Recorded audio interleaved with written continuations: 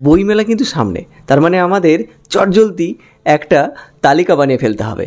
সেই তালিকাতে কী কী বই রাখা যায়, প্রেমের, থ্রিলার, না ডিটেকটিভ, না ভয়, সব মিলিয়ে একটা যদি তালিকা তৈরি করা যায় তাহলে কেমন হয়। তাহলে চলুন, আজকের ভিডিওর টপিক সেটাই, বইমেলাতে আমরা কী কী বই কিনতে পারি, আমি কী কী বই কিনতে পারি সেইটার একটা সাজেশান বা সেই তালিকাটা আপনাদের সামনে তুলে ধরবো। তো আপনারা এই তালিকার মধ্যে কোনো বই কি কিনবেন বলে আগে থেকে ঠিক করে রেখেছেন? তাহলে চলুন সেগুলো দেখা যাক, সেগুলোই জেনে নেওয়া যাক। তাহলে দেরি কিসের, আমি সুমন, আপনি বই পোকা, স্বাগত বাবাই দা বুক টিউবে।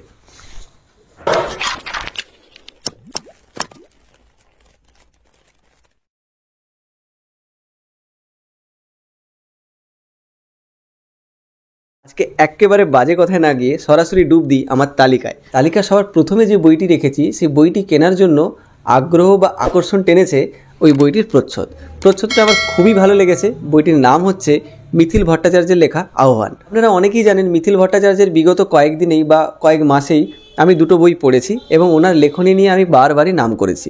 তো ওনার লেখনীর প্রতি একটা টান এবং প্রচ্ছদের প্রতি একটা আকর্ষণ, সব মিলিয়ে এই বইটা পড়ার জন্য একটা কৌতূহল জাগিয়েছে। ভার্চুয়াল বন্ধু মানে ফেসবুক বা ইনস্টাগ্রামে আলাপ হয়েছে এমন কিছু মানুষদের সামনাসামনি দেখা হলে তাদের মধ্যে কীভাবে সেই বন্ধুত্বটা একই থাকে বা সেই সমীকরণ পাল্টে যায়, আমার বিষয়টা খুব নতুনত্ব লেগেছে।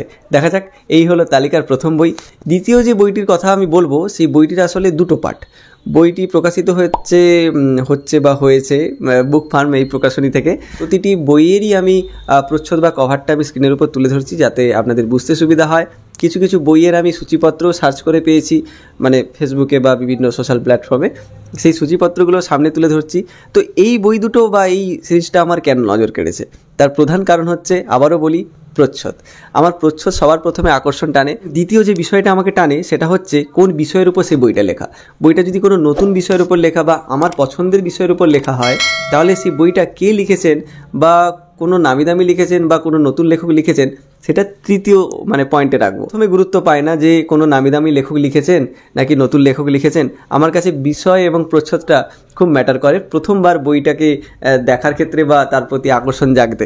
প্রচ্ছদ এবং বিষয়, এই দুটো কারণে আমার এই দুটো বই কেনার ইচ্ছা রয়েছে। তো এই ছিল লিস্টের 3 নম্বর বই, 2 নম্বর এবং 3 নম্বরে যে বইটির নাম আমি বলবো সেই বইটির নাম আপনারা অনেকেই শোনেননি, এমনকি লেখকের নামও আপনি শোনেননি, শোনার কথাও নয়। শুনেছি এই লেখকের নাকি একখানাই বই, এবং এই একখানা বই এর মধ্যে লেখক যা লিখেছেন সেটা নাকি দারুণ। এই বইটিতে অনেকগুলো গল্প রয়েছে এবং গল্পগুলো নাকি প্রত্যেকটা ভিন্ন স্বাদের এবং প্রত্যেকটাই নাকি খুব দুর্দান্ত।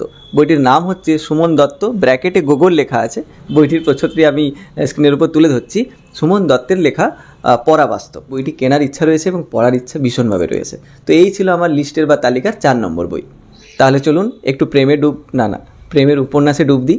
তো প্রেমের উপন্যাসের ক্ষেত্রে সবার প্রথমে যাদের নাম আসে তার মধ্যে সরঞ্জিৎ চক্রবর্তীর নাম এসেই থাকবে।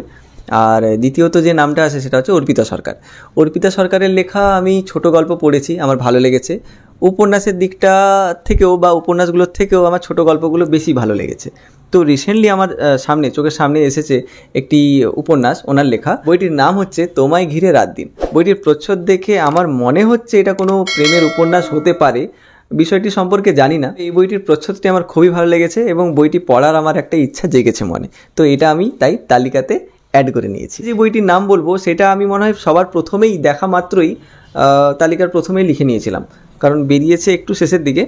আপনারা অনেকেই অর্ডারও দিয়ে দিয়েছেন, কিনেও ফেলেছেন বা পড়াও শুরু করে দিয়েছেন। আমি সেক্ষেত্রে অনেকটাই লেট বলা যেতে পারে। বইটির নাম আপনারা হয়তো বুঝতে পেরেছেন, কারণ আমি ওনার নাম একটু আগেই নিলাম। ঠিকই ধরেছেন, সরঞ্জিৎ চক্রবর্তীর লেখা যে নতুন বইটি বেরিয়েছে সেই বইটি প্রেমেরই উপন্যাস এবং ধারাবাহিকভাবেই দেশ পত্রিকায় মনে হয় লেখা চলছিল, প্রকাশিত হচ্ছিল। তো সেইটি বই আকারে প্রকাশিত হয়েছে।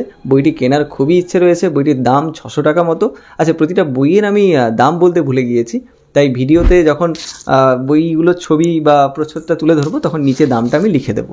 তো এই বইটার দামও হচ্ছে 600 টাকা। তো অনেক জায়গায় দেখলাম ডিসকাউন্ট দিয়ে 450 টাকায় না 400 টাকায় পাওয়া যাচ্ছে। তো এই বইটা কেনার আমার খুব ইচ্ছে রয়েছে। বইমেলাতে গেলে আমি অবশ্যই এই বইগুলো খুঁজবো আগে গিয়ে এবং কেনার চেষ্টা করব। এই প্রথম তালিকার প্রতিটি বই আমি গিয়ে খুঁজবো এবং দেখতে পেলে অবশ্যই কিনবো। হয়তো সবগুলোই কিনে ফেলেছি, কিন্তু এই তালিকাটা আমি তৈরি করেছি গিয়ে খোঁজার জন্য।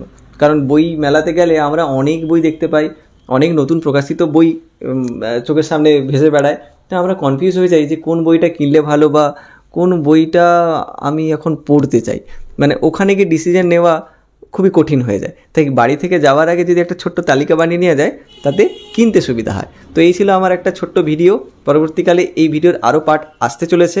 আপনারা যদি মিস না করতে চান তাহলে চ্যানেলটি অবশ্যই সাবস্ক্রাইব করে রাখবেন। তাহলে দেখা হচ্ছে পরবর্তী ভিডিওতে এবং খুবই জলদি। ততক্ষণ ভালো থাকবেন।